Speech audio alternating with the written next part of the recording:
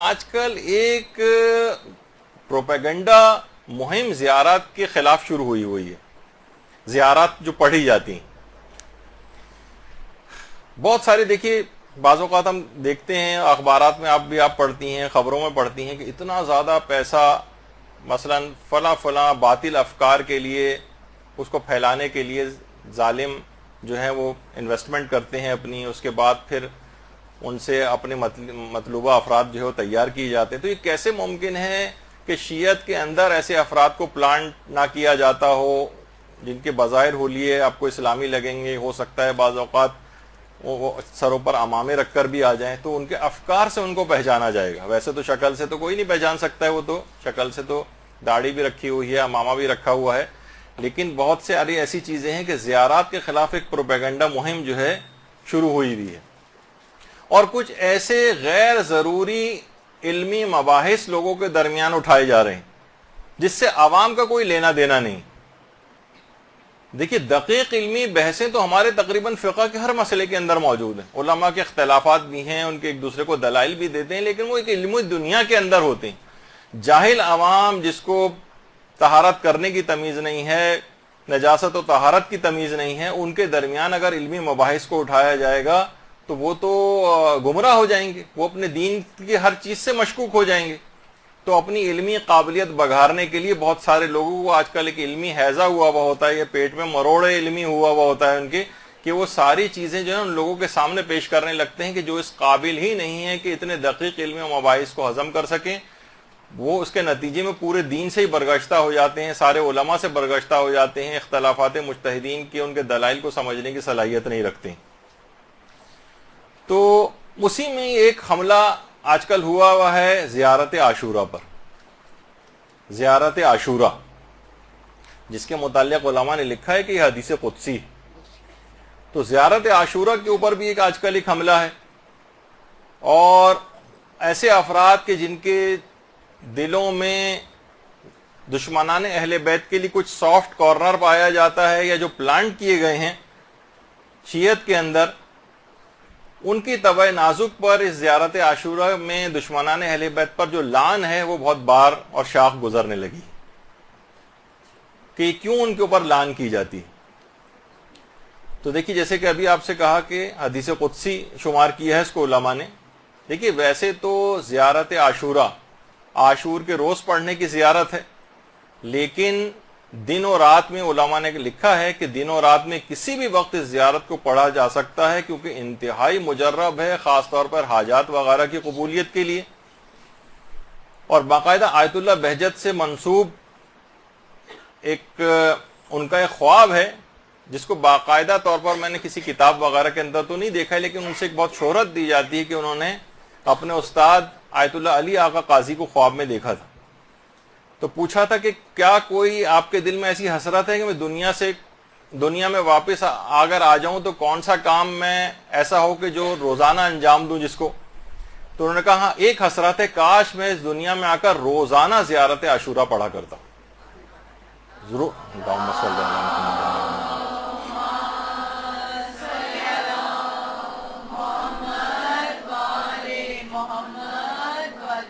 اچھا، عام زیارتیں بھی جو آپ پڑھتی ہیں اس کے اندر ایک بات اس کے اندر اور بیان کر دی جائے، وہ یہ ہے کہ اس کے بعد اکثر لوگ پوچھتے ہیں کہ نماز زیارت. دیکھیے زیارت الگ ہے، نماز زیارت الگ ہے. زیارت پڑھ لیں تو اب بھی نماز زیارت پڑھنا لازمی نہیں ہے، البتہ بہتر ہے.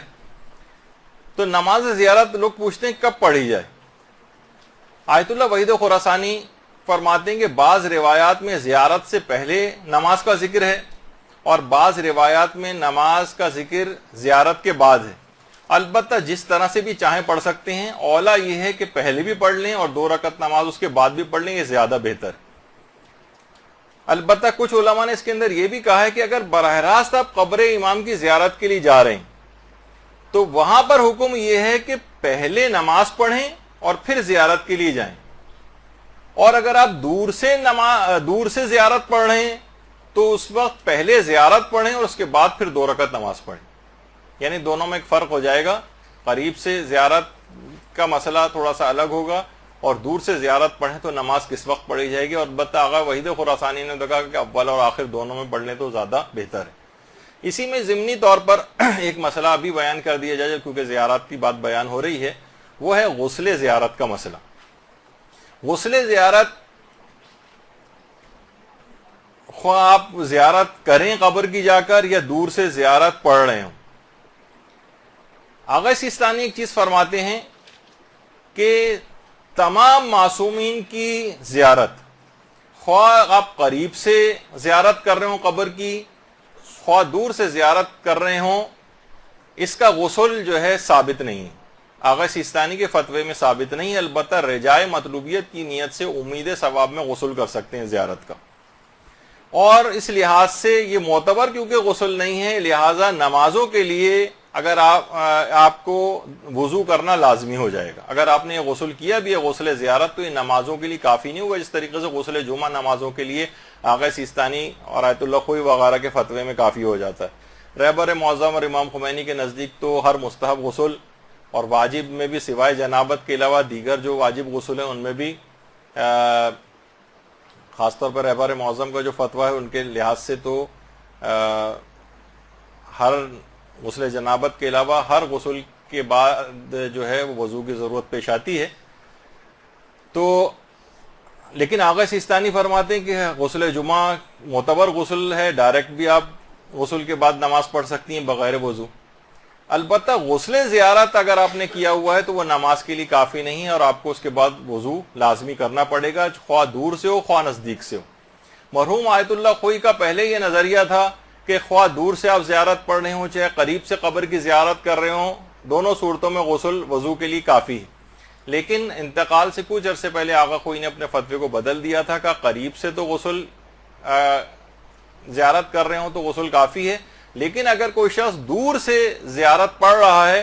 تو اس کا جو غسل کرے گا وہ نماز کے لیے کافی نہیں ہوگا، اس وضو کے لیے کافی نہیں ہوگا اور اس کے لیے وضو کرنا لازمی ہوگا۔ تو میں نے سوچا کہ یہ بہرحال ایک مسئلہ ہے کہ غسل کرنے کے بعد، غسل زیارت کرنے کے بعد کیا براہ راست نماز پڑھ سکتے ہیں؟ نہیں تو یہ والا مسئلہ بھی ہاتھ کے ہاتھ ہی بیان ہو جائے۔ اچھا، اب زیارت عاشوراء میں ایک سجدہ آتا ہے،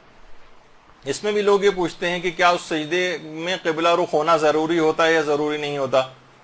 تو دیکھیے، قبلہ سجدہ کیونکہ اللہ کو کیا جا رہا ہے تو وہ کسی بھی سمت میں سجدہ ہو سکتا ہے، حتیٰ کہ اس میں کربلا کی طرف رخ کر کے بھی سجدہ کر سکتے ہیں۔ یعنی اپنا رخ جس وقت آپ زیارت عاشوراء کے اندر جو سجدہ آتا ہے اور ایک دعا اس کے اندر پڑھی جاتی ہے وہ آپ کربلا کی طرف رخ کر کے بھی کر سکتے ہیں اور کسی اور سمت میں بھی کر سکتے ہیں۔ البتہ اس میں بھی بہتر یہ ہے کہ قبلے کی طرف رخ کر کے سجدہ کیا جائے۔ اچھا، اب اس کے اندر ایک مسئلہ اور یہ آتا ہے، وہ تیز رفتاری کے ساتھ ٹائم جا رہا ہے لیکن بہرحال وہ یہ مسئلہ آتا ہے کہ اس کی اب سند کے اوپر ایک بحث اٹھائی جاتی ہے زیارت عاشوراء کی، خاص طور پر کہ اس کی سند میں اشکال ہے۔ اور دیکھیے، سب سے پہلی بات تو وہی کہ یہ دقیق علمی مباحث عوام کے لیے نہیں، اس سے پورا دین مشکوک ہو جاتا ہے۔ اور اس کی مثال علماء یہ بیان کرتے ہیں کہ مثلا ایک عام مریض ہو، اس کے سامنے آپ بہت سارے اسپیشلسٹوں کے پرسکرپشنز لا کے رکھ دیں اور کہیں کہ تم خود تحقیق کرو اور دیکھو کہ ان میں کس کا پرسکرپشن صحیح ہے، تو آپ کے خیال میں کتنے مریض ایسے ہوں گے کہ جو یہ تحقیق کر کے بتا سکیں گے آپ کو، یہ علمی لحاظ سے اتنے مضبوط ہوں گے کس ڈاکٹر نے، کس اسپیشلسٹ نے کون سا پرسکرپشن صحیح لکھا ہے؟ تو بالکل ایسے ہی ہے یہ علمی مباحث اٹھانا جیسے عام مریضوں کے سامنے ڈاکٹروں کے پرسکرپشن ڈسکس کرنا شروع کر دیے جائیں، ایک چیستہ بن جائے گا ان کے لیے، کسی کو کوئی چیز حل نہیں ہوگی بلکہ ان کا دل چاہے گا کہ ان میں سے کسی کی بھی بات پہ بھی عمل نہ کیا جائے۔ یہی ہوتا ہے لوگوں کے ساتھ، یہاں کے لوگ بہت زیادہ جہاں پر جہالت ہوتی ہے وہاں علمی مباحث اٹھانے کا یہ والا نتیجہ ہوتا ہے۔ اور بہت سارے افراد آج کل انٹرنیٹ کے اوپر مجتہدین بننے کا شوق بھی لوگوں کے سر پر سوار ہوا ہے، تو اپنی قابلیت کا سکہ جمانے کے لیے ہر کچھ عرصے کے بعد کوئی نئی تحقیق کے طور پر اس طرح کی چیزوں کو پیش کرنے لگتے ہیں، تو اس سے بہت زیادہ نقصان دیکھا گیا ہے۔ اس قسم کے علمی بحثوں کا لوگوں کے اندر کوئی بھی فائدہ نہیں ہوتا، اس میں بجائے کہ ہم اس کی دقت کے اندر جائیں اور آپ لوگوں کو بھی پریشان ہو جائیں کہ اس کی سند کے اندر جو بھی علماء کے مباحثے ہیں وہ نقل کرنے، اس سے کہیں بہتر ہے کہ اس سلسلے میں علماء کے فتاوے جو ہیں وہ آپ کے سامنے پیش کیے جائیں۔ آیت اللہ وحید خراسانی فرماتے ہیں یہ صرف اس وجہ سے تاکہ کہیں آپ کو بھائی باپ شوہر یا اس طرح کے افراد جو باہر جاتے ہیں انٹرنیٹ پہ بیٹھتے ہیں، آج کل اس قسم کی مباحث اٹھنے لگتے ہیں، تاکہ آپ کے سامنے چیزیں رہے اور آپ ان کو دکھا سکیں گے، نہیں ایسی بات نہیں۔ اس میں آقا وحید خراسانی نے فرمایا کہ زیارت عاشورہ فقہا کے نزدیک مسلمات میں سے ہے اور معتبر ہے اور احتیاج بسند نہ دارد، اس میں کسی سند کی کوئی ضرورت ہی نہیں، اتنی مسلم الثبوت یہ چیزیں ہیں۔ اور خود آغا سیستانی نے بھی بارہا اپنے جو استفتاحات ہیں اس کے اندر یہ بات لکھی ہے کہ زیارات اور دعاؤں وغیرہ کے لیے اصلاً اس میں سند کی کوئی ضرورت ہی نہیں، ان کی جو سند ہے ان کے بلند پایا مضامین ہیں جو ان زیارات اور ان دعاؤں کے اندر پائے جاتے ہیں۔ تو اس لحاظ سے زیارت عاشورہ آیت اللہ وحید خراسانی کے نزدیک بھی مسلمات اور معتبر ہے۔ اور آیت اللہ شبیری زنجانی انہوں نے بھی باقاعدہ اپنے ایک تفصیلی استفتاء کے اندر اس کو جو ہے معتبر قرار دیا ہے، اب اتنا وقت نہیں کہ ان تمام چیزوں کو پیش کیا جائے۔ اسی طریقے سے زیارات معتبرہ میں آیت اللہ شیخ جواد تبریزی نے بھی زیارت عاشورہ کو بھی اور زیارت امین اللہ کو بھی جو ہے وہ معتبر قرار دیا ہے۔ اسی طریقے سے آیت اللہ صادق روحانی انہوں نے کہا کہ جی ہاں یہ سند کے اعتبار سے بھی روایت یہ زیارت عاشورہ مستند ہے اور متن کے اعتبار سے بھی ہے۔ اور انہوں نے اس فتوے کے اندر ایک بات خود ایک بڑی عجیب لکھی ہے، عام طور پر مراجع لکھتے نہیں ہیں، لیکن کہا ہے کہ الحمدللہ میں اس زیارت عاشورہ کو 50 سال سے اس کو روزانہ پڑھتا ہوں اور پروردگار عالم سے دعا کرتا ہوں کہ مجھے مرتے دم تک اس کی توفیق عطا فرمائے رکھے۔ باقاعدہ اپنے استفتاء کے اندر انہوں نے یہ بات جو ہے وہ لکھی آیت اللہ صادق روحانی نے۔ اسی طریقے سے آیت اللہ شاہرودی نے بھی لکھا ہے کہ زیارت عاشورہ قطعی السند ہے، قطعی ہے، اس کی صحت بالکل صحیح ہے اور اس میں کوئی شک نہیں ہے، جو اس کا منکر ہے وہ غال بھی ہے اور مضل بھی ہے، یعنی خود بھی گمراہ ہے اور دوسروں کو بھی گمراہ کر رہا ہے اگر اس سلسلے میں کسی کو کوئی شک میں ڈالتا ہے۔ تو یہ دیکھیے تمام چیزیں ایسی ہیں۔ اور آیت اللہ ناصر مکارم شیرازی کا باقاعدہ ایک استفتاء بھی ہے جس کا اردو ترجمہ، انہوں نے 2 چیزیں سوال پوچھے گئے تھے ان سے، ایک تو زیارت جامع کبیر کے سلسلے میں اور ایک زیارت عاشورہ کے۔ تو پہلے سوال کا جواب زیارت عاشورہ کے سلسلے میں انہوں نے یہ دیا ہے کہ زیارت عاشورہ معتبر ترین زیارت ہے، اس کی فضیلت میں کہہ دینا کافی ہے کہ دوسری زیارتوں کے برخلاف جو کہ ائمہ معصومین سے نقل ہوئی ہیں، زیارت حدیث قدسی ہے، یعنی ائمہ نے اس کو رسول سے اور انہوں نے جبریل سے نقل کیا ہے۔ اور روایت میں بیان ہوا ہے کہ اے صفوان، جب بھی تمہیں کوئی حاجت پیش آئے تو تم جس جگہ بھی ہو اس زیارت کو بجا لاؤ اور اپنی حاجت کو طلب کرو، خدا کی طرف سے ضرور پوری ہوگی اور خدا نے اپنے رسول سے جو وعدہ کیا ہے وہ اس وعدے کو ضرور پورا کرے گا۔ اور اس کے بعد زیارت جامع کبیر کے متعلق دوسرا سوال ہے، انہوں نے کہا یہ زیارت سند کے لحاظ سے صحیح ترین زیارت ہے۔ تو زیارت جامع کبیر والا بھی مسئلہ اس سے جو ہے وہ حل ہو جاتا ہے۔ تو زیارت عاشورہ کی اس لحاظ سے سند کے اوپر جو لوگوں نے اعتراض کیا، میں صرف ایک اس کا جواب دوں گا۔ البتہ اول تو دیکھا جائے تو سند کے اعتبار سے تو ابھی فتاوے بیان ہو گئے، وہ کافی ہیں، کسی بھی بحث میں نہ جائیں، صرف لوگوں کو فتاوے دکھائیں کہ دیکھیے یہ فتویٰ آپ کے سامنے ہے، اس میں کسی بھی اس کی ضرورت نہیں ہے بحث میں جانے کی۔ البتہ متن کے اوپر بھی اعتراض کیے گئے۔ متن میں ایک اعتراض یہ ہے کہ جو اس میں لعنت کی گئی ہے، تو لعنت یہ رسول اللہ اور ائمہ معصومین ان سے بہت بعید ہے کہ اس قسم کے الفاظ یہ لوگ استعمال کریں۔ اور کیا معصومین نے کبھی کسی کے اوپر اس انداز سے لعنت کی ہے؟ تو دیکھیے علماء نے بیان کیا کہ آپ قرآن اگر آپ پڑھیں تو کتنی جگہوں کے اوپر پروردگار عالم نے خود لوگوں پر لعنت کی۔ اور باقاعدہ آیت اللہ میلانی سے جب ایک سوال یہ والا پوچھا گیا کہ خاص قسم کے جو دشمنان اہل بیت گزرے ہیں کیا ان پر کبھی رسول اللہ نے لعنت کی ہے، تو انہوں نے کہا جی ہاں، رسول اللہ نے جب اسامہ کے لشکر جو جا رہا تھا،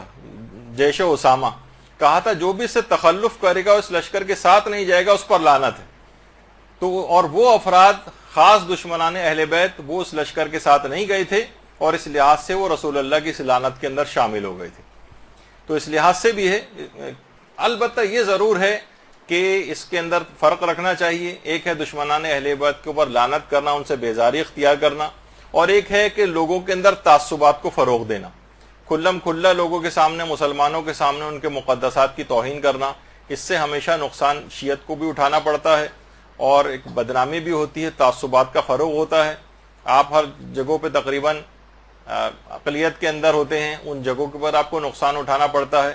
تو اور سوشل میڈیا پہ انسان سوچتا ہے کہ میں بہت زیادہ آزاد ہوں، ہر جگہ اس طرح کی فرقہ وارانہ چیزیں اور مباحثے، اور آپ اس کے بعد نیچے کمنٹس دیکھیں کتنے زیادہ جو لوگ اس سے پہلے متعصب نہیں بھی ہوتے ان پر بھی وہاں کی اس طرح کی گفتگو ان کو بھی متعصب بنا دیتی. تو فرقہ واریت سے اجتناب کرتے ہوئے لیکن دونوں کے اندر ایک توازن آپ کو برقرار رکھنا پڑے گا. بہت سے لوگ اس طرح سے وحدت کو لینے لگتے ہیں کہ وحدت کے معنی گویا یہ بن جاتے ہیں کہ انسان عقائد کے اندر بھی وحدت اس کی آ جائے. تو دیکھیے وحدت کا ایک اصول ہمیشہ یاد رکھیں کہ مشترکات جو ہیں اس کو متن میں رکھنا چاہیے، اختلافات کو حاشیے میں رکھنا چاہیے. یعنی جو ان کی اور ہمارے درمیان دیگر فرقوں کے درمیان جو مشترک چیزیں ان کو متن کے اندر رکھیں، ان کو بیس بنائیں، اختلافات کو حاشیے پہ ادھر ادھر کر دیں. وہ ٹھیک ہے، وہ ہمیشہ رہیں گے، وہ تو آپ کے اپنے اندر کتنے ایسے افراد ہیں جن کے ساتھ فکری اور علمی آپ کا اختلاف ہوتا ہے، لیکن ان سے آپ جھگڑتے تو نہیں ہیں، لڑتے تو نہیں ہیں، تعصبات کا شکار تو نہیں ہوتے ہیں. تو دوسروں کے ساتھ بھی اس طرح سے کرنے کی کوئی ضرورت نہیں. لیکن اس لحاظ سے یہ ضرور ہے کہ ایسا نہ ہو کہ یہ جس کو کہا جاتا ہے کہ یہ جو تولا اور تبرہ ہیں کہ لازمی جز ہیں آپ کے مذہب کا، اس سے دستبردار نہیں ہوا جائے گا. یہی وجہ ہے کہ آیت اللہ میلانی کا ابھی میں ذکر کر رہا تھا تو انہوں نے بھی یہ لکھا ہے کہ ان سے ایک سوال پوچھا گیا کہ روایت صحیح ہے کہ ہمارے چھٹے امام ہر نماز کے بعد دشمنان اہل بیت پر تبرہ کیا کرتے تھے. تو انہوں نے فرمایا جی ہاں، اس کی سند صحیح ہے، میں اس کی تائید کرتا ہوں. یعنی ایسی بات ہے کہ علماء یعنی دونوں چیزیں آپ کو ساتھ لے کر چلانی ہیں. یعنی ان سے دشمنان اہل بیت سے بیزاری بھی دل میں رہے، ان کے اوپر لعن یہ بھی حصہ رہے آپ کا، اور اس کے علاوہ اس تعصبات کا شکار ہو کر کسی فرقہ واریت کی طرف بھی بات کو نہ جائے. یہ آپ کو خود اس کے اندر بیلنس کرنا پڑے گا. اور یہی وجہ ہے کہ علماء نے لکھا ہے کہ پیغمبر اسلام نے خود قاتل امیر المومنین ابن ملجم کے اوپر لعنت کی. یعنی لعنت کرنا کہا جاتا ہے کہ اس کے متن کے اوپر اعتراض ہے کہ کیسے لعن کر سکتے ہیں، تو ان کے پیار و محبت کا اظہار کرنے والے معصوم شخصیات، ان کی زبان پہ کبھی لعن نہیں آ سکتی. خود روایات کے اندر ملتا ہے کہ حضرت عباس علمدار اور ان کے جو بھائی تھے، اللہم صلی علی محمد و علی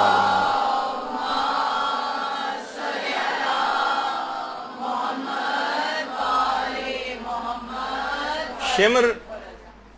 شمر جو ہے ان کے لیے ایک امان نامہ لے کر آیا تھا باقاعدہ. اچھا دیکھیے، لوگ کہتے ہیں کہ دیکھیے وہ اپنے خاندان کے اعتبار سے ان کا دور پرے کی رشتہ داری ہوتی تھی، اس وجہ سے وہ امان نامہ لے کر آیا تھا. یہ اس طرح سے آج ہوتا ہے نا کہ مخالف کیمپ کے لوگوں کو توڑا جائے، انسینٹیوز دے کے ان کے لشکر میں پھوٹ ڈالی جائے، تو ہمارے ساتھ مل جاؤ تو جان بخشی ہو جائے گی، تاکہ تتر بتر ہو جائے لشکر. وہ کسی محبت کی وجہ سے نہیں تھا، نہ کسی قبیلے کی وجہ سے تھا، بلکہ لشکر امام کو توڑنے کی ایک سازش تھی. تو انہوں نے نہ صرف یہ کہ اس کی پیشکش کو بالکل ٹھکرا دیا تھا حضرت عباس علمدار اور ان کے بھائیوں نے، اور کہا کہ تیرے ہاتھ ٹوٹ جائیں اور تیرے اس امان نامے پر بھی لعنت ہو. یعنی یہ جو لفظ ہے یہ دشمنان اہل بیت کے لیے عام طور پر زبان معصومین کے اندر بھی رائج رہا ہے، اور حضرت عباس کے متعلق بھی ملتا ہے کہ انہوں نے اس انداز سے لعن کی تھی. اور یہی وجہ ہے کہ جو تولا اور تبرہ کہا جاتا ہے یہ مومن کے دو بالوں پر ہیں جس سے مومن جو ہے پرواز کرتا ہے. اور روایات میں یہ بات بھی آئی ہے بہار میں کہ جو شخص بھی تولا کو قبول کرتا ہے لیکن تبرہ کو قبول نہیں کرتا، اس کی مثال اس شخص کی سی ہے جس کی ایک آنکھ ہو، کانا، ایک آنکھ سے نابینا، یعنی اس کی کامل نہیں ہے یہ شخص. اور ایک روایت کے اندر بہار میں یہ بھی آیا کہ جو تولا مانتا ہے اور تبرہ نہیں مانتا ہے وہ جھوٹا ہے، اسے جھوٹا قرار دیا گیا ہے. یہی وجہ ہے کہ ہمارے کتنے علماء ایسے گزرے ہیں جیسے کہ آیت اللہ کوہستانی، یہ فرماتے تھے کہ تبرہ جو ہے تولا سے بھی بالا تر، اور اس کا خود ثواب تولا سے بھی زیادہ ہے. اور فرماتے تھے روایات اس پر شاہد ہیں، ہم نے اپنی طرف سے ویسے ہی نظریہ نہیں رکھا ہے، لیکن بہت سارے علماء اس کے قائل رہے. اسی طریقے سے آیت اللہ بہجت کے متعلق تو یہ بات مشہور ہے کہ آیت اللہ بہجت ہمیشہ اپنی نمازوں کا جو رکوع ہوتا تھا اس میں قاتل امیر المومنین پر لعنت کرتے تھے، اپنی واجب نمازوں کے رکوع میں. وہ اس کی تفصیل ہم بیان کر چکے ہیں کہ نام لینے سے فقط جو ہے وہ یا کسی خاص شخص کا تذکرہ کرنے سے نماز باطل نہیں ہوتی، وہ خاص طور پر گواہی دینے سے یا جز سمجھتے ہوئے اس انداز سے گواہی اگر دی جائے تو اس سے نماز پہ فرق پڑتا ہے، جو کہ ہم شہادت ثالثہ کے سلسلے میں جو ہے اپنی بحث کے اندر تذکرہ کیا تھا۔ تو آیت اللہ بہجت کا طریقہ کار یہ تھا کہ خود نمازوں کے اندر لعن کیا کرتے تھے قاتل امیر المومنین پر، اور عین الحیات جو علامہ مجلسی کی کتاب ہے اس میں روایت ہے کہ چھٹے امام باقاعدہ ہر نماز کے بعد مصلی پر اس وقت تک اٹھتے ہی نہیں تھے جب تک کہ نام لے کر 8 دشمنان اہل بیت کے اوپر لعنت نہیں کر دیتے تھے۔ لعنت کرتے تھے 8 دشمنان اہل بیت پر۔ تو باقاعدہ روایت کے اندر ہے بھی، شاید القطرہ جو کتاب ہے اس کے اندر ہے، لیکن میں نے صرف حوالے کے طور پر اس کو دیکھا ہے، خود کتاب کے اندر نہیں دیکھا ہے، کہ چوتھے امام سے باقاعدہ کسی نے پوچھا کہ مولا درود بھیجیے محمد علیہ وسلم۔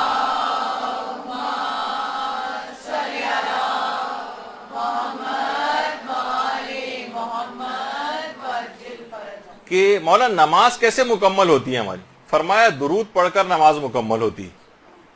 پھر پوچھا گیا کہ مولا نماز قبول کیسے ہوتی ہے؟ فرمایا کہ ہماری ولایت پر یقین سے اور ہمارے دشمنوں پر لعنت کرنے کے بعد نماز قبول ہوتی ہے۔ تو روایات کے اندر بھی یہ بات آئی ہے۔ اچھا، علماء نے، جو علماء عرفان ہیں، بہت ساری آیتوں کی عرفانی تشریحات بھی، مثلا وہ جو حضرت موسیٰ کو کہا گیا تھا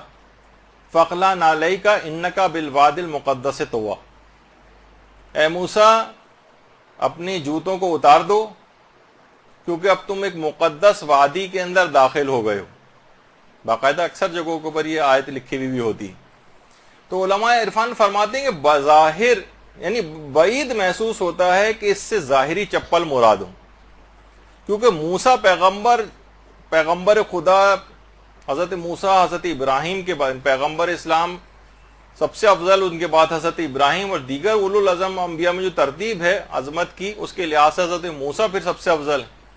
ممکن نہیں ہے، سب کو پتا ہے کہ مثلا کوئی مسجد کے اندر جائے، ایک عام شخص کو بھی پتا ہوتا ہے کسی مقدس جگہ کے اوپر اگر وہ جا رہا ہے تو اپنے جوتوں کو اتارے۔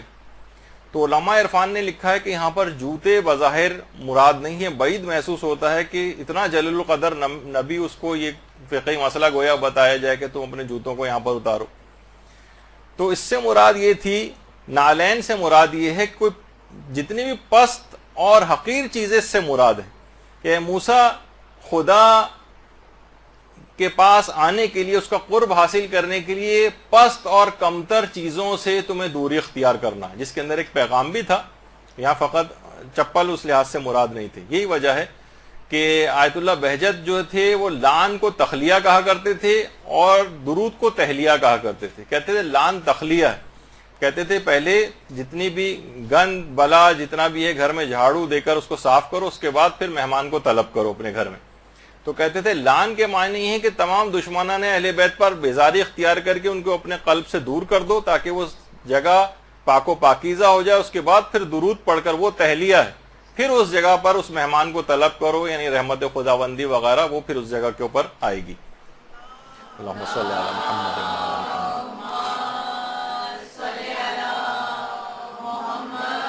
وعلی محمد۔ اچھا، حوزہ علمیہ کے ایک عالم کا خواب بہت سی کتابوں کے اندر موجود ہے، جس میں انہوں نے کہا کہ ایک زمانے میں یہ تھا کہ سوال بہت گردش کر رہا تھا کہ صلوات زیادہ افضل ہے یا لعن زیادہ افضل ہے۔ تو کہنے میں نے ایک دفعہ سویا اور سونے کے بعد پھر میں نے خواب میں دیکھا کہ آیت اللہ العظمیٰ سید محمد رضا گل پائیگانی کسی جگہ بیٹھے ہوئے ہیں اور لوگوں کے سوالات کے جوابات دے رہے ہیں، اور میں نے دیکھا کہ خط ان کے پاس آیا ہے اور کوئی ان کو خط پڑھ کر سنا رہا ہے کہ آغا یہ سوال آیا، اور سوال کے اندر بالکل یہی سوال ہے جو میرے دماغ میں گردش کر رہا تھا اس سے پہلے، اور یہ بحث تھی کہ لعن زیادہ افضل ہے یا صلوات زیادہ افضل ہے۔ تو آیت اللہ گل پائیگانی نے اس وقت اس کا جواب لکھوایا کہ دشمنان اہل بیت پر لعن زیادہ افضل ہے۔ کہہ رہے ہیں ایک دم سے میری آنکھ کھلی۔ اچھا، وہ زمانہ وہ تھا جب آیت اللہ رضا گل پائیگانی حیات تھے۔ وہ کہہ رہے ہیں میں اٹھ کر آیت اللہ گل پائیگانی کے پاس آیا اور آنے کے بعد ان کو اپنا خواب سنایا۔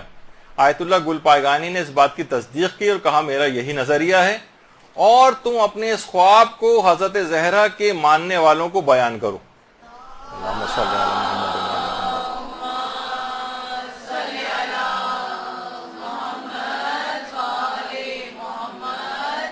تو علماء کے اندر باقاعدہ یہ بحث رہی ہے، اور یہی وجہ ہے کہ علماء کہتے ہیں کہ اگر تبرہ نہ ہو تو انسان حقیقت میں اس کا تولا بھی ثابت نہیں ہوتا ہے. یہ دونوں بالکل ایک لازمی جز ہیں. اچھا، اب ایک اعتراض تو لان کے سلسلے میں تھا، اور لان پہ یہ کہا جاتا ہے کہ زیارت عاشورہ میں اصلاً لان نہیں تھی، یہ بعد میں اضافہ کی گئی. اچھا، دلیل اس میں جو دی جاتی ہے اس کا بھی میں آپ کو بتا دیتا ہوں کہ کیا ہے اس کے پیچھے. اس میں ابن طاؤس کا ایک قول جو انہوں نے مصباح الزائر کے اندر لکھا ہے وہ لوگ عام طور پر بیان کرتے ہیں. مصباح الزائر میں ابن طاؤس نے، سید ابن طاؤس نے لکھا ہے کہ شیخ طوسی کی کتاب مصباح الکبیر، مصباح الکبیر کا دوسرا نام مصباح المتہجد بھی ہے، اس کے اندر میرے پاس جو نسخہ ہے اس میں لان اور سلام جہاں پر یہ لان آئی ہے وہاں پر یہ جملے نہیں لکھے ہوئے، یعنی شیخ طوسی کی مصباح الکبیر میں. اچھا، شیخ طوسی کی دو کتابیں ہیں، ایک مصباح الکبیر ہے جو کہ وہ مفصل ہے، یعنی جس کا نام مصباح المتہجد ہے آج کل، اس کے نام سے زیادہ وہ ہے یہ معروف، اور دوسری ہے مصباح الصغیر. مصباح الصغیر اسی کی تلخیص اور خلاصہ ہے مصباح الکبیر کا. مصباح الکبیر کافی تفصیلی ہے، اس کو خلاصہ کر کے مصباح الصغیر بھی انہوں نے لکھی ہے شیخ طوسی نے. وہ کہہ رہے ہیں کہ مصباح الکبیر جو میرے پاس ہے اس کے اندر لان کے جملے نہیں ہیں، البتہ مصباح الصغیر کے اندر یہ جملے لکھے ہوئے ہیں. تو لوگ کہتے ہیں کہ دیکھیے مصباح الکبیر میں سے صحیح، آپ کو صرف یہ پیش کریں گے کہ مصباح الکبیر کے اندر شیخ طوسی، ابن طاؤس نے لکھا ہے کہ شیخ طوسی نے لان نہیں لکھی ہے، اس کا مطلب ہے کہ لان کا اضافہ بعد میں کیا گیا، اصل روایت کے اندر لان نہیں تھی. یہ کچھ چیزیں پیش کی جاتی ہیں. اچھا، اب دیکھیے کہ آج بھی جو قدیم مصباح الکبیر کے، مصباح المتہجد کے جو قلمی نسخے لائبریریوں کے اندر ہیں اس کے اندر بھی لان موجود ہے. تو اب ظاہر ہے، لیکن ابن طاؤس بھی ایک ثقہ عالم دین ہے، اس کا مطلب یہ تھا کہ ابن طاؤس کے پاس جو مصباح الکبیر تھی، جو نسخہ تھا وہ کامل نہیں تھا، یعنی اس میں یا تو کچھ صفحات الگ ہو گئے تھے یا وہ صفحات نکال دیے گئے تھے اس میں سے، یعنی ان کے پاس وہ نسخہ مکمل نہیں تھا. دیکھیے اس زمانے میں چھاپے خانے تو ہوتے نہیں تھے، قلمی نسخوں والی کتابیں ہوتی تھیں. تو اور یہ علماء فرماتے ہیں کہ بہت بعید ہے، ممکن نہیں کہ مفصل کتاب میں تو لان نہ لکھیں اور جو خلاصہ کر کے مختصر کتاب لکھی ہے اس میں اضافہ کر دیں. یہ خود بھی یعنی عقل اس کو قبول نہیں کرتی، اور مصباح الکبیر کے جو پرانے نسخے ہیں جبکہ اس میں بھی موجود ہے. اس کا مطلب یہ ہے کہ فقط اور فقط ان کے پاس جو نسخہ اس وقت موجود تھا ابن طاؤس کے پاس، وہ اس مصباح الکبیر کا، اس میں لان نہیں تھی یا تو صفحات نکال دیے گئے تھے. اور علماء فرماتے ہیں کہ بہت اس بات کا امکان ہے کہ وہ کسی خاص، ابھی میں وجہ بتاتا ہوں، اس کی خاص وجوہات کی بنا پر بھی ایسا ہونا ممکن ہے. تو بہرحال اچھا، ایک بات اور بھی کہ کیا زیارت عاشورہ ایک ہی ہے؟ تو آپ کو کئی نسخے زیارت عاشورہ کے آپ کو نظر آئیں گے، کچھ میں الفاظ کا اختلاف ہے، تو اس سے یہ کمزور نہیں پڑ جاتی کہ دیکھیں اس کا کوئی ایک نہیں ہے، الگ الگ نسخے ہیں. تو علماء فرماتے ہیں کہ زیارت عاشورہ کے جو بہت سارے نسخے موجود ہیں، الگ الگ کچھ ان کے اندر جملے بھی ہیں، تو یہ کس وجہ سے ہیں کہ کسی جگہ پر جیسے شیخ ابن طاؤس کے پاس جو نسخہ تھا اس کے اندر لان نہیں تھی. وجہ اس کی یہ ہے کہ شیعت انتہائی خطرناک ترین ادوار سے گزری، تقیے لوگوں نے اپنی جان، مال، عزت و آبرو کو لٹاتے ہوئے دین کو یہاں تک پہنچایا ہے. تو لوگ کوشش کر کے دین کی حفاظت کرتے تھے، جہاں تقیہ پیش آتا تھا ہو سکتا ہے کہ نسخوں کا جو اختلاف ہے کہ بعض اوقات یہ ہوتا ہے کہ اس میں سے وہ تقیہ کے باعث اس وقت کے جو قلمی نسخے ہوتے تھے اس میں سے وہ صفحات نکال دیے گئے ہوں. بعض اوقات ہوتا تھا نا، حاکم وقت آتے تھے اور جناب گھر پہ ریڈ ہوتا تھا اور اس کے بعد کتابیں بھی کھنگالی، اس زمانے میں بھی ایسا ہوتا تھا. تو جہاں پر اس طرح کی کوئی لان لکھی ہوئی موجود، پتہ چلا پورے خاندان کو قتل کروا دیا جائے. چھاپے خانے ہو کے لاکھوں کی تعداد میں تو کتابیں اس زمانے میں تقسیم نہیں ہوتی تھی، بہت مختصر سے قلمی نسخے ہوا کرتے تھے. تو اگر کسی جگہ پہ سید ابن طاؤس کے پاس جو نسخہ نہیں تھا، ہو سکتا ہے وہ تقیہ کے باعث کچھ صفحات اس میں سے نکال دیے گئے. یہ ممکن ہے. تو یہ نسخوں کا جو اختلاف ہے علماء فرماتے ہیں اس کی ایک وجہ یہ بھی سمجھ میں آتی ہے کہ زیارت عاشورہ کے جو بہت سارے ورژنز ہیں یہ تقیہ کے باعث ہو گئے ہوں. کہیں کسی جگہ لان ہے کسی جگہ نہیں ہے, لیکن اصل تحقیقی بات یہ ہے کہ لان جو ہے وہ جو اس کے اندر پائی جاتی ہے وہ درست ہے اور اس میں کوئی الگ سے اضافہ نہیں ہوا, اور اگر کچھ اس کے اندر تھی بھی بات تو وہ تقیہ کے باعث تھی جو کہ ابن طاؤس کے پاس مکمل نہیں تھی. اور اس کا ایک مشہور, اس کی جو سند ہے خود شیخ طوسی کا ایک مشہور واقعہ ہے زیارت عاشورہ کے سلسلے میں, جو اس کی ایک سند بنتا ہے جس کو باقاعدہ مجالس المومنین میں قاضی نور اللہ شستری نے اور رجال کی بہت ساری کتابوں کے اندر بھی یہ واقعہ آیا ہے کہ عباسی خلیفہ کے ایک زمانے میں شیخ طوسی کی کتاب جس کے اندر لان پائی جاتی تھی زیارت عاشورہ کے اندر, وہ باقاعدہ اس کو دکھائی گئی تھی. تو اس نے بادشاہ نے عباسی خلیفہ نے شیخ طوسی کو اپنے پاس بلایا تھا اور کہا تھا کہ اول و دوم و سوم سے کون مراد ہے اس لان کے اندر. تو انہوں نے اس وقت تقیہ کیا تھا اور کہا تھا, شیخ طوسی نے کہا کہ اول سے مراد یہاں پر قابیل ہے, دوم سے مراد ناقہ صالح کا قاتل ہے, اور سوم سے مراد یحییٰ ابن زکریہ کا قاتل ہے. تو بہرحال اس زمانے میں بھی یعنی زیارت عاشورہ کے اندر لان پائی جاتی تھی. شیخ طوسی کی کتاب نکال کر باقاعدہ دکھائی گئی تھی, اور قاضی نور اللہ شستری نے مجالس المومنین پورا واقعہ لکھا ہے, رجال کی بہت ساری کتابوں کے اندر بھی. اس کا مطلب ہے شیخ طوسی کی اصل کتاب کے اندر بھی لان والا حصہ تھا, جیسے کہ اس واقعے کے اندر جو کہ اتنا مشہور ہے کہ کتابیں سے بھری پڑی ہیں شیخ طوسی کے اس واقعے سے. تو اس کا مطلب یہ ہے کہ خاص ابن طاؤس کے پاس جو نسخہ آیا تھا اس میں سے وہ صفحات نکلے ہوئے تھے جو تقیہ کے باعث عین ممکن, جس کی وجہ سے یہ شبہ ہوا. لیکن یہ شبہ آپ کے سامنے ویسے طور پہ ابن طاؤس کا صرف قول نقل کر کے پیش کیا جاتا ہے, اس کی تفصیل میں نہیں جاتے. اس وجہ سے لوگوں کو شبہ ہوا کہ یہ لان جو ہے اس کا اضافہ بعد میں کیا گیا, ورنہ اصلاً امام نے تو یہ جملے استعمال نہیں کیے تھے. اچھا, اب اس کے بعد آیت اللہ صادق روحانی نے باقاعدہ اس لان والے حصے کو معتبر مانا ہے اور فرمایا ہے کہ دشمنان اہل بیت کے اوپر جو لان تاکیدی مستحبات میں سے ہے, اور زیارت عاشورہ کی جو لان ہے صحیح اور معتبر ہے. اچھا, البتہ انہوں نے کہا ہے کہ اول و دوم اور سوم سے کون لعنت میں مراد ہے یہ واضح نہیں. یہ ہم نہیں کہہ سکتے کہ اس سے کچھ خاص افراد مراد ہیں, خاص دشمنان اہل بیت, ایسا نہیں. اور لان دیکھیے اس طرح کہ اس کے اندر 100 لان اور 100 سلام آتے ہیں. دیکھیے ویسے زیارت عاشورہ کے اندر 21 مرتبہ لان آئی ہے اور سلام 12 مرتبہ آئیں. علماء فرماتے ہیں اس سے لان کی اہمیت بھی واضح ہوتی ہے. خود صرف 12 مرتبہ سلام آیا ہے, جبکہ لان 21 دفعہ زیارت عاشورہ میں آئی. بس اس میں ایک فقہی مسئلے کے طور پر اور بیان کر دیا جائے کہ جو 100 لان اور سلام ہے, کیا اس میں اختصار کیا جا سکتا ہے؟ لوگ کہتے ہیں تو بہت مشکل ہے, اکثر لوگ یہ سوال پوچھتے ہیں. تو علماء فرماتے ہیں رجائے مطلوبیت کی نیت سے اس کو مختصر بھی پڑھ سکتے ہیں, اختصار بھی کر سکتے ہیں. البتہ ایک طریقہ ہمارے امام علی نقی علیہ الصلوۃ والسلام نے بتایا.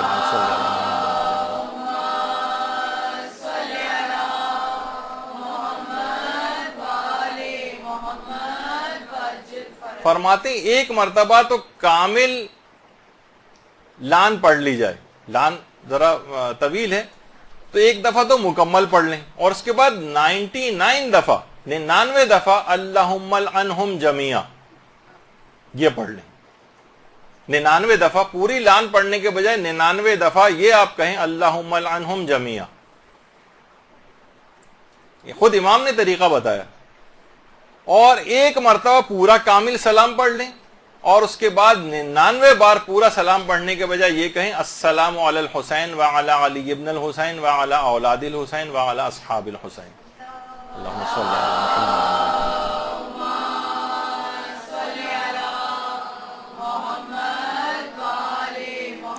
تو اس طرح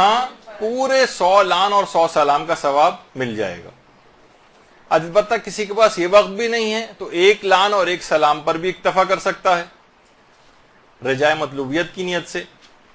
ایک خواتین ایک چیز اور بھی پوچھتی ہیں کہ زیارت عاشورہ وغیرہ کے جو عمل ہوتے ہیں 40 روز کے کچھ, تو اس میں ہمارے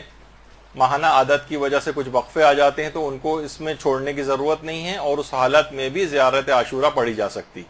البتہ صرف نماز زیارت جو ہے وہ نہیں پڑھی جائے گی, ورنہ اس میں سجدہ بھی کیا جائے گا، دعائیں اور اذکار بھی پڑھے جا سکتے ہیں، خود زیارت عاشورہ بھی نجاست کی حالت میں پڑھی جا سکتی۔ اچھا، پھر اس میں ایک اعتراض یہ بھی آتا ہے کہ اس کے اندر متن کے اندر بھی اعتراض کیے گئے سند کے ساتھ ساتھ۔ ایک اعتراض یہ کہ اس میں ابن زیاد اور ابن مرجانہ اگر یہ ایک ہی آدمی کا نام ہے تو اس کے اندر دو مناسبتوں سے واو عاطفہ لگا کر بیچ میں کیوں اس کا تذکرہ ہوا؟ تو یہ فصاحت کے خلاف ہے، اس لحاظ سے اگر یہ دو الگ الگ افراد ہیں، دو الگ افراد ہیں تو صحیح ہے واو عاطفہ، اور اگر ایک ہی آدمی ہے تو دو حوالوں سے اس کا تذکرہ کیوں آیا ہے؟ یہ بھی اس پہ ایک اعتراض ہے۔ تو یہ اس کے سیاہ موروثی کردار کو اجاگر کرنے کے اعتبار سے، یعنی اس کے ابن زیاد کے ماں اور باپ دونوں ملائن تھے، دونوں ملعون تھے،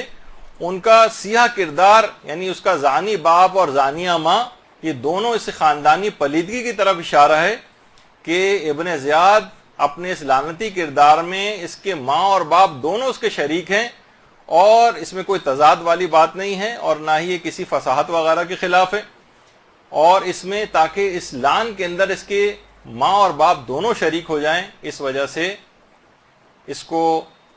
الگ سے واو عاطفہ لگا کر اپنی اس کی ماں کا ریفرنس بھی دیا گیا ہے اس لعنت کے اندر، اس کے باپ کا بھی ریفرنس دیا گیا ہے تاکہ وہ بھی اس لعنت میں شریک ہو جائیں۔ پھر اس کے اندر ایک اعتراض یہ بھی ہے کہ اس میں برأت الی اللہ و الیکم منہم، یعنی میں خدا کی طرف سے معصومین کی طرف، میں خدا کی طرف اور معصومین کی طرف برات کرتا ہوں۔ لوگ کہتے ہیں برات تو بیزاری کے معنوں میں ہے، یہ تو صحیح نہیں جو اس کا مطلب بنے گا۔ تو علماء یہ فرماتے ہیں اگر صرف بیزاری یا دوری اگر ہو تو اس کے لیے برات کا لفظ بغیر الہ کے استعمال ہوتا ہے، اور اگر الہ کے ساتھ آ جائے جیسے اس کے اندر آ رہا ہے برأت الی اللہ، الہ کے ساتھ آئے تو اس کے معنی پناہ کے ہوتے ہیں، یعنی میں بنو امیہ اور دوسرے ملعون جو ہیں ان سے بیزاری چاہتا ہوں اور اللہ اور اہل بیت کے دامن میں پناہ لیتا ہوں، یہاں پر یہ مراد ہے۔ تو بہت سارے اس طرح کے ان چیزوں کے اوپر اعتراضات کیے گئے ہیں، تو لہٰذا آپ لوگوں سے بھی گزارش ہے کہ زیارات کے سلسلے میں، اچھا زیارتوں کے اندر خالی صرف زیارت عاشورہ ہی نہیں بلکہ زیارت ناہیہ کے اوپر بھی بہت زیادہ اعتراضات ہو رہے ہیں آج کل، اور ایک اسکالر صاحب نے تو اپنے تئیں اتنے نامناسب جملے اپنی کتاب میں استعمال کیے گے، معاذ اللہ کوڑے پہ سے پڑی ہوئی زیارات جو ہیں مل گئی ہیں ان کو شامل کر دیا گیا۔ اس طرح سے آج کل دیکھیے بہت سارے ایسے افراد آ رہے ہیں، تو آپ کو خود دیکھنا پڑے گا کہ یہ کون ایسے افراد ہیں، نہ ان کی شکلوں سے دھوکہ کھائیں نہ اماموں سے دھوکہ کھائیں، بلکہ ان کے افکار کے اوپر نگاہ رکھیں، مراجع کی تعلیمات جو ہیں دماغ میں رکھیں اور اپنے آپ کو علم سے کے لحاظ سے مضبوط کریں تاکہ ان لوگوں کا دفیہ ہو سکے۔ تو زیارت ناہیہ کے سلسلے میں بھی یہ بات آئی ہے، اور زیارت اب اتنا وقت بھی نہیں میرے پاس، آیت اللہ وحید خراسانی نے بھی اس کے اوپر اعتماد کا اظہار کیا ہے، اور آیت اللہ ناصر مکارم شیرازی کا بھی میں نے اس سے پہلے بیان کیا تھا، انہوں نے کہا تھا کہ دو سندوں کے ساتھ ذکر ہوئی ہے زیارت ناہیہ، ایک سند جو ہے معتبر ہے اس کی، ایک غیر معتبر ہے، لیکن ایک سند معتبر بھی ہے۔ اور اسی طریقے سے دیگر علماء نے بھی اس کو جو ہے معتبر روایتوں کے اندر سے قرار دیا ہے۔ برحمتک یا ارحم الراحمین وصلی اللہ علی محمد و